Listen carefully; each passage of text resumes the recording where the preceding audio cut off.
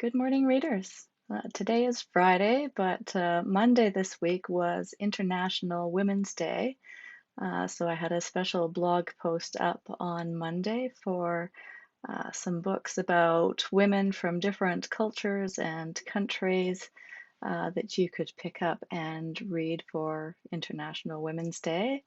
Um, and of course, those books are still available. You don't have to read them on Monday, you can read them anytime. So there's some other information about International Women's Day on my blog, and you can look at that. One of the books that I included in my blog post was Questing for a Dream. And this is a story of an Aboriginal girl, a Cree, living in Canada. So the action starts on her reservation, moves to Winnipeg, and then to Calgary, which is where I live. And looking at my website, I saw that I don't have a video of me doing a reading from Questing for a Dream. I thought that I did, but I don't see one on my page. So I'm going to read a little bit of that for you today. Okay. And please forgive me as I butcher these Cree words. I will do my best. Grandfather, Nadia shook him hard, trying to rouse him. She tried their native Nihiya, what the white man called Cree. Nimosan, Willie LaPlante! She shouted in his ear and shook him so hard she nearly pulled him off of the couch, but to no avail. He wasn't waking up. Nadia made a noise of disgust and let go his arm. Have a nice sleep, she muttered. She didn't have a lot of time before school started. She knew everybody would be late getting there anyway, including the teacher, and they wouldn't start until all were there who were expected to come. What was the point of being on time? But Nadia still wanted to get there to say that she, at least, was on time every day. Nadia went to the baby room, a tiny room barely bigger than a closet, and found the door locked. She rattled the handle as if she might have been mistaken, or it might have just been stuck, but it was no use. She went back to Grandfather and went through his pockets. Nadia knew it was disrespectful, but what other choice did she have? If you were awake, you would give it to me, she reasoned aloud. Grandfather just snored in response. His breath was powerfully strong. He must have a new batch of home brew ready, on top of the medicine he usually took to sleep. Nadia's fingers touched the key, and she pulled it out with a flourish. She hurried over to the baby room and unlocked the door. Luyu sat on the floor, cross-legged, leaning down to study something on the floor. There was little light coming through the dirty window. Nadia wondered how Luyu could see anything at all. Luyu didn't look up when Nadia opened the door. Tansi, Luyu, Nadia greeted softly, letting Luyu know that she was there before she tried to pick her up. She had startled Luyu enough times, touching her without speaking first when she was intently focused on something. Luyu's head went up slightly, like a bird listening. She still didn't look at Nadia, but she knew Nadia was there. Nadia stepped into the room and stooped to pick tiny Luyu up. Hello, baby. She cuddled Luyu against her and kissed her head. Luyu grasped Nadia's long black hair and wound it around her fingers. Say, hello, sister, Nadia prompted. Luyu didn't respond. Nadia took Luyu to the living room, where she had room to move. She lay Luyu down on the floor and stripped off the sopping wet diaper. Hello, Luyu said suddenly. Hello, sister. Her lisp made it sound more like "Sister," which always made Nadia laugh. She loved Luyu's lisp. Hi, did you rest well? Luyu squirmed to get up before Nadia had a clean diaper on her. Nadia held her still and sang in a low voice to keep Luyu calm while she finished.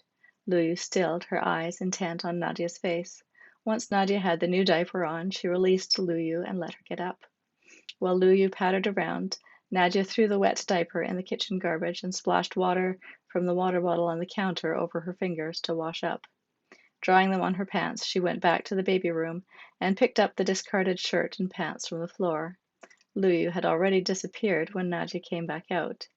Nadia found her in the kitchen cupboard, rifling through the meager contents. Come on, mischief maker. Nadia pulled Luyu out of the cupboard and stood her up. She pulled Lu Yu's t-shirt on over her head before Lu Yu anticipated what was happening, and threaded Lu Yu's arms through the sleeves despite the girl's angry squawk of protest. Lu Yu tried to twist free, but Nadia was expert at this job, and had the shirt on Lu Yu before she could squirm away. Lu Yu stopped struggling and just plucked at the shirt in irritation. Nadia sat Lu Yu in her lap and pulled on the pants. The elastic waist meant she didn't have to pin Lu Yu down for long enough to zip and button them, so the procedure was quickly over. She released Lu Yu. Now you keep those on, she told Lu Yu. It's cold, and you can't just go around in your diaper and your pony undershirt. You will get sick. But Lu Yu rarely got sick, and Nadia knew that when she got out of school, Lu Yu would be stripped back down to her underwear, even if it was cold enough to see her breath. Pony? Lu Yu repeated. She pulled her t-shirt up to look at and show off the dingy pink pony undershirt. Yes, there's your pony. Nadia pulled the t-shirt back down and took Lu Yu by the hand. Let's find something to eat.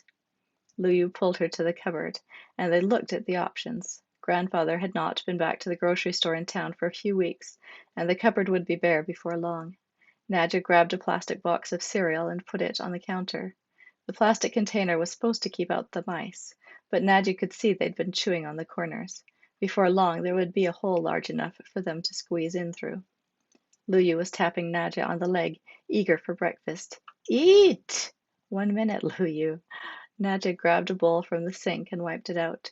She poured cereal into it. Lu Yu's tapping became more insistent. Nadia was going to use some powdered milk and water. Nadia was going to use some powdered milk and the water bottle to mix Lu Yu up some milk for the cereal. But Lu Yu started to pinch her, and Nadia changed her mind. Lu Yu would just make a mess with milk. It was tidier if she ate the dry cereal with her fingers. Okay, here you go. Nadia walked over to the table with difficulty, Lu Yu hanging onto her legs and tripping her up. She put the cereal down in front of the one unbroken chair. Lu Yu climbed up into the chair as quick as a squirrel and thrust both hands into the bowl. Nadia's stomach growled loudly enough for Lu Yu to hear it. Lu Yu laughed and looked at Nadia. She reached out her hand, offering Nadia a handful of her cereal. Thank you, no, Nadia said, not taking it. Lu Yu was too skinny. She needed all the food she could get. Last year, Mona's baby boy had died, and the social worker and policeman who had come to talk to them said it was because he'd not gotten enough to eat. Nadia lived in fear that Lu Yu would suffer the same fate. As Lu Yu ate, Nadia grabbed the rag beside the sink and moistened it with water from the water bottle. While Lu Yu sat chewing the cereal she had packed into her mouth, Nadia held her head still and cleaned her the best she could. Lu Yu would only get dirty again the minute she went back to her room to play on the dusty floor. It only took Lu Yu a couple of minutes to finish the cereal. All gone, she announced. Gone sounded like dawn. Nadia wasn't sure why Mouse had such a hard time understanding Lu Yu. She couldn't form the words properly, but Nadia didn't have any trouble understanding what she meant. Lu Yu climbed down from her chair to make a break for it. Nadia grabbed her and swung her up into the air. Lu Yu shrieked, a sound partly of protest at being caught and partly delight at being swung around. Nadia twirled around to keep her occupied and danced her way back to the baby room. She put Lu Yu in the crib, and Lu Yu started to wail. Where's your ball? Nadia asked, looking around at the floor and under the crib. It wasn't there. She went back to the living room and found it beside the couch. Nadia went back to the baby room and offered it to Lu Yu. Here you go, something to play with. Lu Yu just fired the ball back at Nadia. Her face was getting red. Nadia backed out of the room. Goodbye, Lu Yu. See you later. She pulled the door shut. Nadia hesitated, trying to decide whether to lock it or not. Grandfather said it needed to be locked, or Lu Yu would get out and get into mischief. But Nadia hadn't seen her open the door and wasn't sure she believed it. Probably Grandfather had forgotten he left it open, or the catch hadn't clicked into place, and Lu Yu had only had to push the door to get out. With a sigh, Nadia turned the key in the lock. She wouldn't want Lu Yu to get into something that might harm her if she could get out of the room by herself. She went back to the living room to put the key back in Grandfather's pocket. She shook him in one last attempt to wake him up, but she still couldn't rouse him. Leaving the house, Nadia glanced up at the position of the sun. She was pretty sure she could make it on time, but she needed to hurry. All right. Excuse me. Okay, so there is the first chapter from Questing for a Dream. And Questing is one of my best books, maybe the best. So you should pick that one up. I will put a link to it below in the comment section. And also coming up in September is the Parks Pat Mysteries series. And the reason that I included this series in my blog post as well is because the homicide detective in that series is a Métis woman. So with Questing, we have a Cree young adult and the Parks Pat Mysteries series, then a Métis woman. So hopefully you will enjoy those. The Parks Pat Mysteries are available for pre-order right now. So if you want to order it now, and you will be charged for it, and it will be delivered to you in September when those three books, the first three in that series, come out. So I hope you had a good International Women's Day and have a good rest of the week and weekend. Talk to you next week.